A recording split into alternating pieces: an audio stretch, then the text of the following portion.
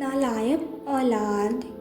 नमस्कार मेरे प्यारे दोस्तों, सानिया वॉइस स्टोरी चैनल में आपका स्वागत है। तो दोस्तों, आज की कहानी है जब बेटी बहू शहर के बाहर बूढ़ी माँ को मंदिर में छोड़ दिया और चला गया। फिर हुआ ऐसा करिश्मा कि कंगल जी आज बहुत ज़्यादा खुश थे। साल भर बाद उनके बेटे और बहू उनसे मिलने के लिए गांव आए थे।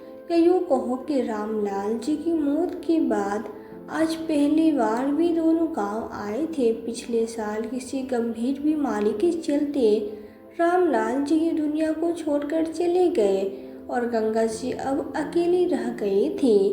यूँ तो उनकी एक बेटी भी थी जिसकी शादी उन्होंने बड़े धूमधाम से की थी, लेकिन पूजा की भी अपनी गृहस्थी थी, इसलिए गंगा जी उसे परेशान करना नहीं चाहती थी। फिर भी वो महीने भर में एक बार तो समय निकाल कर अपनी माँ का हाल चाल जानने के लिए आहे जाया करती थी, लेकिन उसकी गृहस्थी में कोई समस्या न आ जाए, इसलिए गंगा जी उसे समझाती कि वो ज़्यादा उनके बारे में न सोचे।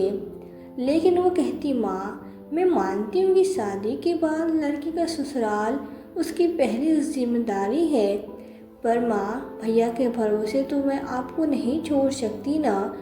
उन्हें अगर इतनी चिंता होती तो पापा की मौत के बाद आपको यूँ अकेला छोड़कर नहीं चले जाते।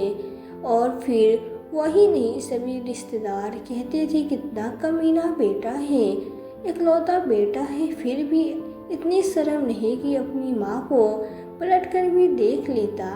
पर गंगा जी ने जैसे ही बहू बेटे की शक्ल देखी तो वे सारी बातें भूल गई। याद था तो बस इतना कि देर से ही सही, पर मेरा बेटा मुझे ले जाने के लिए आ तो गया। और अब जब विजय और उसकी पत्नी घर से बाहर निकले तो उन्हें यह सब सुनने को मिला। विजय अपने दोस्तों से मिला तो उन्होंने कहा, कितना मतलबी है तू, तेरी माँ का तेरे अलावा है ही कौन, और तू उन्हें यहाँ गांव में छोड़ खुद मज़े से शहर में रह रहा है। वो गांव में जहाँ भी गया उसे यही ताने सुनने पड़े, और फिर किसी को ने कुछ गलत तो नहीं कहा था, सब सच ही तो कह रहे थे।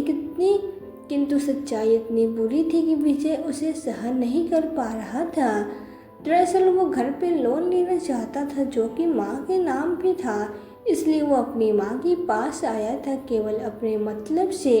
और आज उसने अपने लिए यह सब सुना तो गुस्से में आकर उसने कुछ सोचा और घर जाकर अपनी पत्नी से कहा, प्रिया हम लोग आज शाम को ही शहर के लिए निकल जाएंगे, तुम अपना सामान पैक कर लेना। फिर अपनी माँ के कमरे में गया और बोला, माँ आप भी मेरे साथ शहर चलो, यहाँ गांव में अकेले कैसे रह पाओगे। ये सुनते ही तो जैसी गंगा जी खुशी के मारे फूली नहीं समाई। वो खुशी खुशी अपने कपड़े बांधने लगी। बहू ने भी कपड़े पैक करने में अपनी सास की मदद करने लगी। शाम को बेटा और बहू दोनों अपनी माँ को लेकर शहर के लिए निकल गए। निकलते वक्त गंगा जी अपने पड़ोसियों से विदा लेती है। देखा बहन, मैंने कहा था न कि मेरा विजय ऐसा नहीं है, वो मुझे लेने ज़रूर आएगा। और देखो आज मैं अपने बेटे और बहू के साथ जा रही हूँ, अब मुझे भी कोई परेशानी नहीं होगी और मेरे कारण मेरे बच्चे भी परेशान नहीं होंगे जो इतना परेशान होती थी। वो भी सुकून से अपने घर में रह पाएगी। अच्छा बहन चलती हूँ, कहकर गंगा जी अपनी बहू बेटे के साथ शहर के लिए निकल पड़ी। सफ़र काफ़ी लंबा था, इसलिए प्रिया ने रास्ते में एक ढाबे पे गाड़ी रोक दी और बोला, माँ अब खाना खा लो, आपने घर पे भी कुछ नहीं खाया और फिर हमें घर से निकलते हुए काफ़ी समय हो गया है, अब तो आपको भूख भी लगी होगी। गंगा जी अपने प्रति अपने बेटे का प्रेम देखकर भाव विभोर हो उठी। वे बोली, नहीं बेटा, मैं तुम्हारे साथ ही खाना खा लूँगी, मेरे बच्चे भूखे बैठे रहे और मैं खाना खाऊँ। नहीं बेटा, तुम लोग चलो मेरे साथ, साथ में ही खाना खाएंगे, वरना मुझे भी भूख नहीं है, मैं भी घर जाकर ही खाना खाऊंगी। विजय ने बहुत कोशिश की गंगा जी खाना खाने के लिए वहाँ उतर जाए, लेकिन वो अपने बेटे के मुंह बस कहीं गई नहीं और विजय को भी उतर कर जाना पड़ा। क्या विजय को अपना काम निकलवाना था? वो बड़ी सल्तना के साथ गाड़ी से उतर कर माँ के साथ खाना खाने के लिए गया और साथ में उसकी पत्नी भी। तीनों ने वहाँ खाना खाया और वहाँ से निकल पड़े। देर रात तक तीनों घर पहुँचे थे, इसलिए जाकर ऐसे ही सो गए। सुबह उठे तो बहू ने गंगा जी को बुढ़िया रोटी बनाकर खिलाया और खूब सेवा पानी की। कई दिन ऐसे ही निकल गए। वे बहुत खुश थी, बहू भी अच्छी थी, खूब सेवा पानी करती थी। 5वें दिन विजय माँ से कहने लगा, माँ अब तो आप यहाँ रहने लगे हो, गांव वाला मकान खाली ही है तो रहता है। मैं सोच रहा हूँ क्यों ना उस मकान को बेच दिया जाए, फिर उसके पैसों से मैं यहाँ पर एक छोटा मोटा सा बिजनेस स्टार्ट कर लूँगा। पहले गंगा जी ने मना किया पर विजय के चोट देने पे वो मान गई।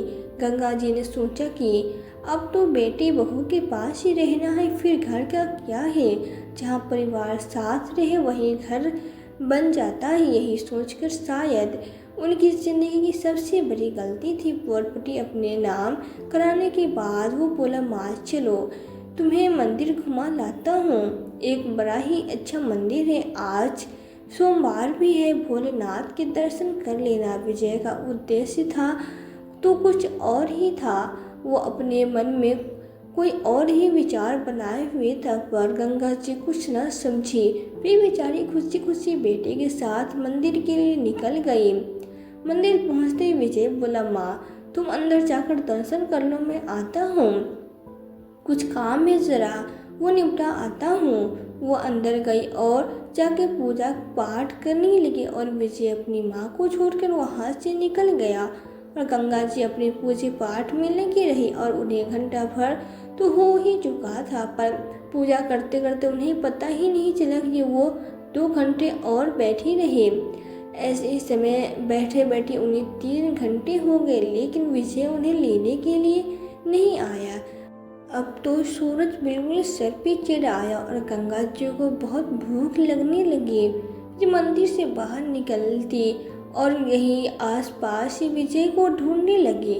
वे घंटों तक वहाँ बैठी रही, लेकिन जब दोपहर का 1 बज गया और विजय उन्हें लेने नहीं पहुँचा तो वो बहुत चिंतित हो गई। पर वो कर भी क्या सकती थी, नहीं तो उन्हें घर का एड्रेस याद था, नहीं बेटे या बहू का नंबर याद था। बेचारी जाती भी तो कहाँ, अनजान शहर अनजान लोग, ऊपर से यह बात भी उन्हें परेशान कर रही थी कि यदि वो कहीं चला गया और फिर विजय उन्हें लेने आया तो परेशान हो जाएगा, इसलिए वह वही सीढ़ियों में बैठी रही।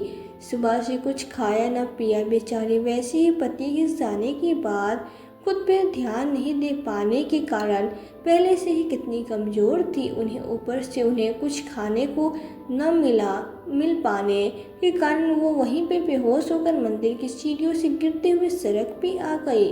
उसी वक्त एक चमचमाती काली गाड़ी सामने रुक गई, जिसमें से एक नौजवान युवक निकला और बोला, अरे अरे आंटी जी, आपको लगी तो नहीं? लेकिन गंगा जी बेहोश थी। पास के लोगों ने उनके मुंह पे पानी के छींटे मारे तो उनकी आँख खुली। वो बहुत घबरा गई थी। होश में आते ही विजय चिल्लाने लगी। उन्हें अपने बेटे के घर का पता तो याद नहीं था, लेकिन वो शहर का नाम जानती थी। जब होश आया तो सामने एक लड़का खड़ा था जो बहुत ही परेशान था। गंगा जी के होश में आते वो बोला, आंटी जी आप वहाँ बेहोश हो गई थी शायद, और आप मेरी गाड़ी के सामने आ गिरी। इन लोगों को लगा कि मैंने आपको चोट मार दी है। बताइए आप इन्हें कि यह सब गलत सोच रहे हैं। गंगा जी बोली, हाँ बेटा, मैं बेहोश ही हुई थी, इसमें तुम्हारी कोई गलती नहीं है। गंगा जी ने जब यह बोला तो उस लड़के को थोड़ी राहत मिली और बाकी सभी लोग भी चले गए। फिर वो लड़का बोला, आंटी जी आपको कमजोरी है शायद, तभी आपको चक्कर आ गए होंगे, पर इतनी धूप में आप यहाँ क्यों खड़ी हैं? अगर आप चाहे तो मैं आपको कहीं छोड़ दूंगा। गंगा जी को इतना तो पता था कि उनका बेटा किस शहर में रहता है, पर वो ज़्यादा कुछ नहीं जानती थी। उन्होंने उस लड़के से कहा, बेटा मैं अपने बेटे के साथ सुबह मंदिर गई थी, लेकिन वो अभी तक लौट कर नहीं आया। लड़की ने कहा, आंटी जी आप मुझे एड्रेस बताइए, मैं आपको छोड़ देता हूँ। उन्होंने बताया कि मुझे शहर के नाम के अलावा और कुछ भी पता नहीं। वो बोला, चलिए कोई बात नहीं, आप कब तक यहाँ इंतज़ार करती रहेंगी, आप मेरे साथ चलिए, शहर में तो पहुँच जाए, फिर घर कैसे ढूंढना है वो भी सोच सकते हैं। मेरे भैया पुलिस में हैं, इसलिए आप निश्चित रहे, वो जल्दी ही आपके बेटे को ढूंढ लेंगे। लड़का गंगा जी को लेकर निकल गया। गंगा जी ने बताया कि उनका बेटा एक बहुत बड़ी कंपनी में नौकरी करता है और वो लखनऊ जैसे बड़े शहर में रहता है। लड़की ने बताया कि मैं भी लखनऊ से का ही रहने वाला हूँ, परिवार के साथ वहीं रहता हूँ। शहर की सीमा में प्रवेश करने के बाद लड़का सोच में पड़ गया कि अब वह क्या करे। उसने अपने भैया को फ़ोन कर बुलाया और सारी स्थिति समझा दी। उसका भाई भी जल्दी ही उसके पास पहुंच गया। आकर उसने गंगा जी को देखा, फिर पूछा कि आप वहाँ कब से बैठे थे आंटी जी। तो उन्होंने सब बात बताई कि कैसे आज सुबह विजय मंदिर ले जाने की जिद ही कर रहा था और फिर वो मंदिर तो सुबह ही पहुंच गए थे और अब तो शाम हो चुकी थी, इसलिए वो उस लड़के के साथ आई भी थी कि यदि शहर में पहुंच जाऊंगी तो किसी भी तरह घर तक तो पहुंच ही जाऊंगी, क्योंकि वो लड़का तो जो अभी आया था, जिसका नाम अमित था, वो पुलिस में था। अतः उसे समझते देर न लगे कि विजय ने अपनी माँ से पीछा छुड़ाने के लिए उन्हें वहाँ छोड़ा था। वो बोला, आंटी जी मुझे तो लगता है आपने सुबह से कुछ भी नहीं खाया है, आइए पहले कुछ खा लीजिए, फिर आपके बेटे को ढूंढते हैं। गंगा जी को भूख तो बड़ी जोर की लगी थी, पर उन्हें अनजान लड़कों पर बोझ बनना सही नहीं लगा। वो बोली, नहीं बेटा, एक बार मेरा बेटा मिल जाए, फिर आराम से बैठकर खाना खाऊंगी, आप दोनों खा लो खाना। वे बोले, हम ही तो खा ही रहे हैं आंटी जी, और बेटा कहाँ भागा जा रहा है, जहाँ भी होगा उसे वहीं पकड़ लेंगे, आप परेशान मत होइए, हम भी तो आपके बेटे जैसे ही हैं, इतना मत सोचिए, खाना खा लीजिए, आइए। उन्होंने गंगा जी को खाना खिलाया और फिर अपने घर लेकर चले गए। बोला, आंटी जी रात बहुत हो गई है, मैं कल आपको आपके बेटे के पास छोड़ दूंगा। उधर विजय ऑफिस से आकर मजे से टीवी देख रहा था तो उसकी पत्नी ने पूछा, विजय मम्मी जी कहाँ हैं? आप सुबह मंदिर लेकर गए थे, वो सुबह से घर नहीं आए। विजय बोला, नहीं आई तो आ जाएगी, गई होगी कहीं आसपास घूमने। तो उसकी पत्नी बोली, लेकिन गई तो तुम्हारे साथ थी, फिर तुम कहाँ छोड़ आए उन्हें? विजय बताओ मुझे, विजय तुम्हें सुनाई नहीं दे रहा क्या? विजय जोर से चिल्लाया, क्या पागल हो गई हो और इतना क्यों मरी जा रही हो? वो मेरी माँ है, मैं चाहे जो करूँ चाहे जहाँ छोड़ूँ, तुम अपने आप पर ध्यान दो। आया समझ? उसकी पत्नी बोली, मैं तो समझ रही हूँ, पर शायद तुम भूल गए हो कि वो तुम्हारी माँ है, जिन्हें तुम दर दर की ठोकर खाने को तुमने आज एक अनजान जगह पर छोड़ दिया है। कर्मों का फल इसी जन्म में मिलता है, विजय भूलना मत। कभी इस बात को जैसा बोओगे वैसा ही काटना पड़ेगा, और समय निकलने के बाद पछताने से कुछ नहीं होगा था। वो इतना कहकर अपने कमरे में चली गई। इधर गंगा जी के बारे में अमित ने घर पे सभी को बता दिया था। उसके घर पे किसी भी चीज़ की कमी नहीं थी। गंगा जी भी बस सुबह होने का इंतज़ार कर रही थी। अगले दिन विजय अपने काम पे निकल गया, पर उसकी पत्नी की बातों का कुछ तो असर हुआ था उसके दिमाग पर कि तभी गाड़ी से बाहर उसकी नज़र एक औरत पे पड़ी जो अपने बेटे को गोद में उठाई हुई थी, जबकि वो सुबह विकलांग थी। कभी अपनी छड़ी संभालती, फिर कभी अपने बच्चे को। यह सब देख उसे वो सब याद आने लगा जो बचपन में उसने अपनी माँ के प्यार में बिताया था। वो याद करने लगा कैसे छोटी छोटी सी चोट लगने पे भी उसकी माँ उसे कितना दुलार देती थी कि तभी विजय की नज़र सड़क पे फटी शॉल बिछाकर लेटी हुई एक महिला भी पड़ी, जिसके पैरों में इतनी चोट लगी थी कि खून निकल रहा था, पर वो दर्द से कराती हुई करवट बदल रही थी कि तभी जैसे उस औरत के अंदर विजय को उसकी माँ दिखी और उसकी आंखों में आंसू आ गए। अब उसे अपने किए पे बहुत पछतावा हो रहा था। वो अपनी माँ के जिस प्यार और दुलार को भूल चुका था वो उसे याद आने लगा। वो तुरंत ही उस मंदिर में पहुंचा जहां उसने अपनी माँ को छोड़ा था, लेकिन यहाँ तो दूर दूर तक उसकी माँ नहीं थी। आसपास उसने लोगों को हुलिया बताया और पूछा तो वहीं फूल की दुकान लगने वाले ने बताया कि कल एक औरत थी जो यहाँ घंटों सीढ़ियों पे किसी का इंतजार कर रही थी, लेकिन उसे लेने कोई नहीं आया। फिर एक लड़के की गाड़ी के आगे आ गई। यह सुनकर तो जैसे विजय की जान ही निकल गई। वो सोचने लगा कि मैं कितना स्वार्थी हूँ। जिस माँ ने मुझे पाल पोस कर इतना बड़ा कर दिया, मुझे पढ़ाया लिखाया, मेरी हर ख्वाहिश पूरी की, मुझसे उस माँ का पेट तक ना भरा गया। वो इतना सब सोचने लगी तभी वह फूल वाले की पत्नी आ गई और बोली, लेकिन वो माताजी ठीक है। वो लड़का उन्हें अपने साथ ले गया। वो बस बेहोश हो गई थी। यह सुनकर विजय को थोड़ी राहत मिली। साथ ही अब वो चिंतित हो गया कि उसकी माँ कहाँ है। आखिर वो वहाँ से निकला और अपनी माँ को ढूंढने लगा। इधर अमित ने नाश्ता करते समय गंगा जी के घर के आसपास का माहौल या कोई पहचान जानने की कोशिश की तो गंगा जी ने बताया, बेटा, मेरा बेटा एक बहुत बड़ी सी बिल्डिंग में रहता है जिसपे पूरी बिल्डिंग पे गांधी जी की तस्वीर बनी है और हमारे घर के पीछे की तरफ ही एक बहुत बड़ा सा अस्पताल है जिस पर MK करके फिर आगे कुछ पढ़ा लिखा हुआ है। मुझसे वो पढ़ा नहीं जाता। अमित ने शहर की सभी बड़ी बड़ी बिल्डिंग्स की फ़ोटो नेट से निकाली और फिर MK हॉस्पिटल सर्च किया, क्योंकि गंगा जी का बेटा एक अच्छी सोसाइटी में रहता था जिसकी फोटोज नेट पे पड़ी हुई थी। फोटोज देखकर, पेंटिंग देखकर वो पहचान गई, हाँ बेटा, यही है मेरे बेटे का घर। फिर हॉस्पिटल की फ़ोटो दिखाकर अमित ने कंफर्म किया और गंगा जी को लेकर चल पड़ा। उन्हें उनके घर छोड़ने बिल्डिंग तो मिल गई, लेकिन फ्लोर कौन सा था उन्हें इसका कोई आइडिया नहीं था। लेकिन अमित ने सिक्योरिटी गार्ड को बुलाया और विजय के नाम से फ्लैट नंबर पता किया और गंगा जी को लेकर उसके घर गया।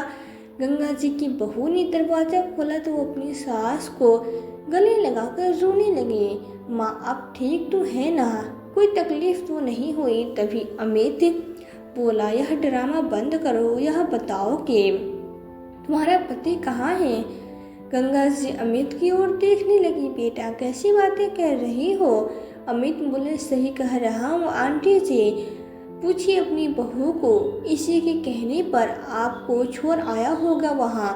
गंगा जी की बहू चुप रही क्योंकि वह जानती थी गलती उसके पति की है। ऊपर से अमित वर्दी में था तो वैसे भी ज़्यादा न बोलने में ही उसने अपनी भलाई समझी। और इधर विजय पागलों की तरह अपनी माँ को ढूंढ रहा था।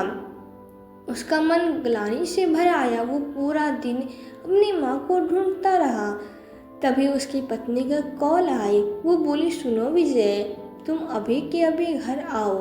विजय आज भी काम पे नहीं गया था। वो आया, आते ही उसने देखा कि दरवाज़ा उसकी माँ ने खोला है। एक पल को तो वो यकीन नहीं कर पाया, फिर रोती रोती अपनी माँ से लिपट गया और माफ़ी मांगने लगा। तभी बाहर आता हुआ अमित बोला, क्या ड्रामा करते हो दोनों पति पत्नी। उसने विजय का कॉलर पकड़ते हुए कहा, अगर आज के बाद मुझे पता चला कि तू अपनी माँ के साथ ऐसा कुछ भी करता है जो उनके लिए दुखदाई है तो मैं तुझे छोड़ूंगा नहीं। गंगा जी कुछ समझ नहीं पा रहे थे। वो बोले, अमित बेटा ये तुम क्या कर रहे हो? तब अमित बोला, आंटी जी आपका बेटा जानबूझकर आपको वहाँ छोड़ आया था। गंगा जी अवाक रह गई। वह विजय की ओर देखने लगी तो विजय उनके पैरों में गिर गया और फूट फूट कर रोने लगा। मुझे माफ़ कर दो माँ, मुझसे बहुत बड़ी गलती हो गई। मैं अपने स्वार्थ में बिल्कुल अंधा हो गया था। मुझे आपका रोकना ठोकना बहुत खलने लगा था। अमित बोला, रोकना टोकना खल रहा था या उनसे पूछो जिन्हें रोकने ठोकने के लिए कोई नहीं है। तुम रात को लेट भी आओ तो शायद तुम्हारी पत्नी खाना बनाने में आलस कर जाए, पर माँ तुम्हें कभी भूखे पेट नहीं सोने देगी। भगवान ने जो यह अनमोल वरदान तुम्हें दिया है उसकी कदर करो, उसकी कोई कीमत नहीं है। यह जो प्यार हमें मिल रहे हैं अनमोल है। कितने ही ऐसे बच्चे हैं जो तड़पते हैं दिन रात, लेकिन उन्हें माता पिता का प्यार नसीब नहीं होता। विजय को अपनी गलती का पछतावा था। अमित गंगा जी से यह कहकर चला गया, चलता हूँ आंटी जी, आता जाता रहूँगा, कोई भी परेशानी हो तो बताइएगा। तो दोस्तों यह थी हमारी आज की कहानी। आज की कहानी आपको कैसी लगी हमें कमेंट में कमेंट करके ज़रूर बताएं। और यदि वीडियो आपको अच्छी लगी हो तो वीडियो को लाइक और शेयर करके चैनल पर यदि नए हो तो चैनल को सब्सक्राइब जरूर कर दें। साथ ही बेल आइकन को प्रेस कर दें ताकि आने वाली वीडियोस की नोटिफिकेशन आपको मिलती रहे। तो आज के लिए बस इतना ही। मिलती हूँ आपसे एक नई वीडियो में एक नई कहानी के साथ। कहानी में अंत तक बने रहने के लिए आपका दिल से बहुत बहुत धन्यवाद।